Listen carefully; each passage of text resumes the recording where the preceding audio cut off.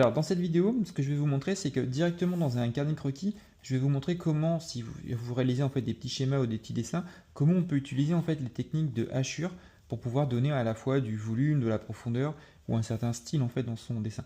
Donc ce que j'ai fait, c'est que déjà dans un premier temps, j'ai pris mon carnet de croquis. Alors là, je l'ai mis sur une petite planche en bois. Donc moi, j'aime bien travailler avec des carnets en fait assez souples. Et j'ai fait en fait quelques dessins rapides de, on va dire de pose, voilà, de chien. J'ai fait une main, j'ai fait un petit visage. Et je vais vous montrer en fait comment on peut utiliser ces techniques. Ce qui est bien, c'est que, je le répète souvent dans mes vidéos, mais déjà dans un premier temps, c'est choisir un petit peu la qualité de son papier en fonction de l'outil qu'on va utiliser et de ce qu'on veut faire. Pour moi, ce que j'ai fait, c'est que j'ai pris en fait un papier donc assez, on va dire assez souple, et j'ai dessiné d'abord en fait à l'encre, et les hachures, je vais les faire en fait avec le bic, le stylo plume et puis un feutre. Je vais vous montrer un petit peu les différentes nuances. Alors, ce qui est déjà un point assez important à prendre en compte, c'est de se dire à quoi sert en fait les hachures directement dans son dessin. Par exemple, une hachure va donner en fait une indication dans ce qu'on veut donner en fait comme information quand on dessine. Je m'explique. Par exemple, on peut avoir des hachures qui vont servir d'ombrage. Donc c'est-à-dire que, imaginez, j'ai fait en fait la main et je vais faire en fait le creux de la main. Donc ce que je vais faire, c'est que je vais faire des hachures dans ce style-là pour donner en fait une notion de, alors à la fois de profondeur et à la fois d'ombre. Ce qui est simple en fait en dessin, c'est que tout ce qui est plus ou moins noir est plus ou moins, on va dire, au fond, et tout ce qui est clair, on va dire, ça peut être en avant. Donc là, par exemple, j'ai fait des hachures, donc je peux faire en fait une première euh, version de trait que je peux venir en fait repasser, et là, je vais donner une petite indication en disant, voilà, ce que j'ai voulu montrer, c'est cette notion de profondeur, en disant que ça c'est derrière et ça c'est devant. La technique en fait pour les hachures, si je me mets là, ça va être en fait de faire des lignes très épaisses, enfin très fines, pardon, de façon répétée. Donc ce qu'il faut, c'est pas forcément écraser son crayon, parce que si j'écrase mon crayon, bah, je vais faire des lignes en fait, qui vont être un peu plus fortes, mais un peu moins régulières. Le conseil, en fait, c'est de soulever légèrement sa main et puis de venir effleurer. Alors moi, on ne le voit pas, mais en fait, mon indicateur, il est là, en fait. C'est-à-dire que c'est mon petit doigt, en fait, qui va lever et descendre, lever et descendre. Et là, je vais faire mes petites séries. Alors attention, ce qu'il faut éviter, c'est qu'il vaut mieux les faire courtes que longues, en fait. Parce que plus on les fait longues, plus on va avoir tendance peut-être à les courber. Et on verra tout à l'heure que la courbe en fait de son hachure peut donner une indication. Donc là, je les ai fait dans ce sens-là. Je peux m'amuser en fait, si je souhaite, à venir repasser un peu, ou pourquoi pas le faire dans l'autre sens. Si je le fais dans l'autre sens, ça peut me donner aussi une indication me permettant effectivement de jouer un peu sur le fait que ma main en fait elle descend comme ça, et du coup je vais indiquer en fait une indication dans mon hachure pour aussi pourquoi pas montrer que ça descend. Voilà. Alors ce qu'il faut, c'est être assez régulier, hein, voilà, dans ses hachures. Euh, un autre élément qui est important, ça va être aussi de se dire, là j'ai utilisé en fait la profondeur, donc j'aurais pu par exemple me dire, bah, par exemple là en fait j'ai fait un chien, et si je veux montrer que la patte en fait, ça c'est devant et ça c'est derrière, je peux utiliser cette technique, hop, de venir mettre des petites hachures pour montrer ce qui est devant et derrière, comme ça. Alors attention, hein, ce qui est aussi important, c'est de bouger là, parce que des fois en fait on peut faire, là par exemple c'est pas très joli en fait ce que j'ai fait en soi comme hachure, donc j'aurais peut-être dû incliner en fait ma feuille, incliner ma main et vraiment aller chercher quelque chose d'un peu plus propre.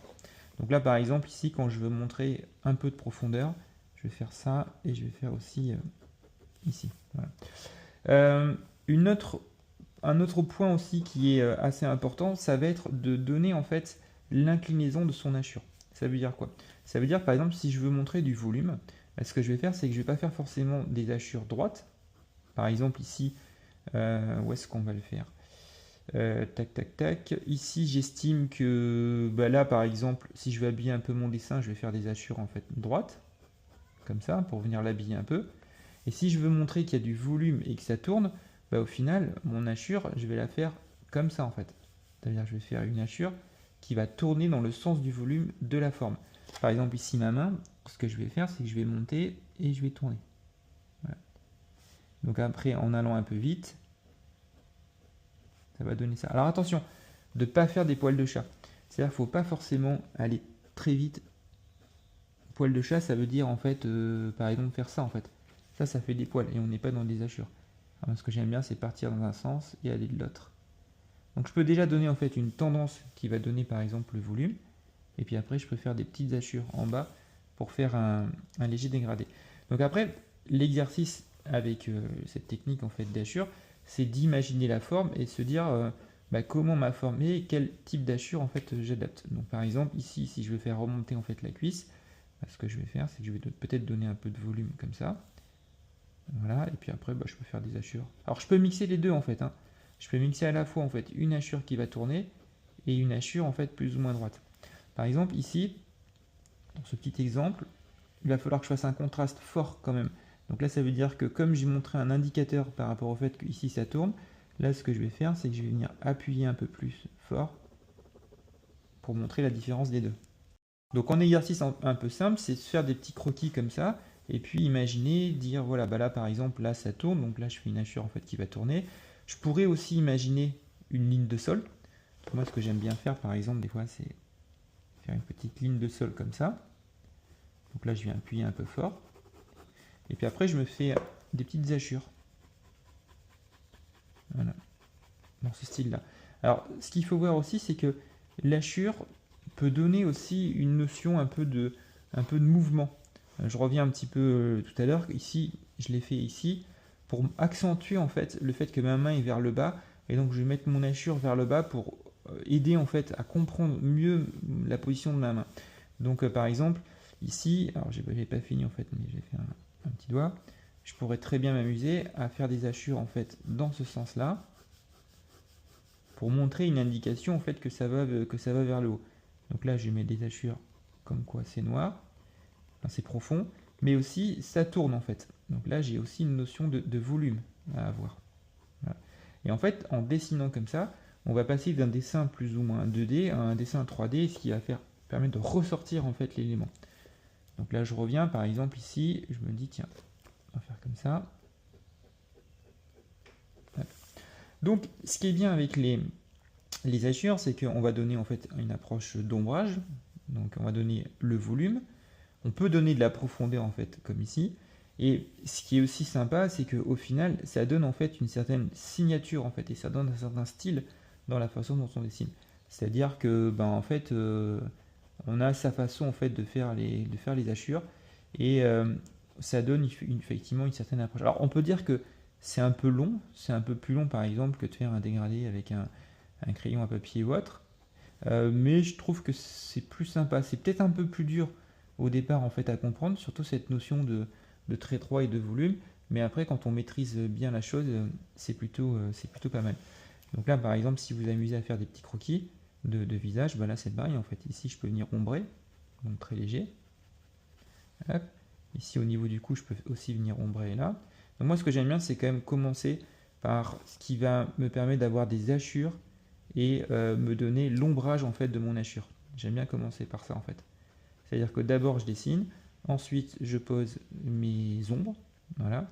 Et après en fait je peux donner un petit indicateur, alors non pas des hachures ou peut-être des traits en fait très légers pour donner en fait une notion de volume, tout en jouant sur la pression que je vais donner en fait à mon crayon. Voilà, qu'est-ce que je peux faire d'autre? Alors après, les hachures aussi, on peut voir avec les différents outils qu'on peut utiliser. Par exemple, donc là je l'ai fait au bic. Moi j'aime bien le faire aussi aux plumes, mais ce qui va être un petit peu différent aux plumes, c'est que, comment dire, il faut être assez précis. Par exemple, moi ce que j'aime bien, c'est faire une sorte de coup d'épée ou un coup de fouet, voilà, comme ça, direct. C'est un peu plus dur avec le plume, parce qu'en fait avec le plume, on ne peut pas se permettre, comme on peut avoir avec le bic, de voir plusieurs traits.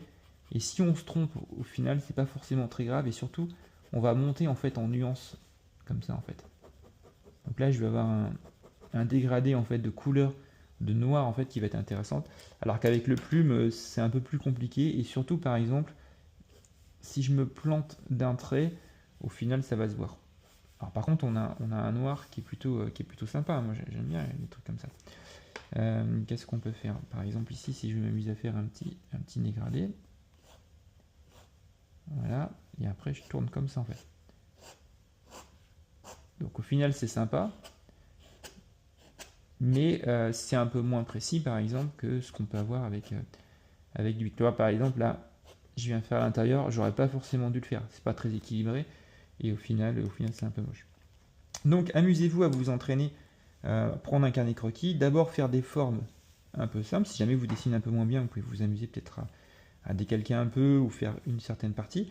Et puis en fait à imaginer en fait le volume en vous disant j'ai ma pièce qui est ici, j'ai mon doigt par exemple, bah, il est plat mais on sait que c'est bombé en fait. Donc comment je vais chercher en fait à la fois donner un peu du volume et surtout donner un indicateur par rapport à ce qu'on veut renvoyer en fait votre message pour qu'au final en fait vos hachures vous servent à transmettre en fait une émotion ou autre. Et ben écoutez, n'hésitez pas à aller voir ma chaîne. D'ailleurs, je fais pas mal de vidéos. J'essaie de donner un maximum de conseils pour dessiner à la fois dans cette approche-là, un peu sur des approches un peu de croquis et de dessin rapide en instantané. Donc n'hésitez pas à aller voir, pourquoi pas vous abonner, ça me ferait plaisir. Et puis bah, entraînez-vous bien à dessiner.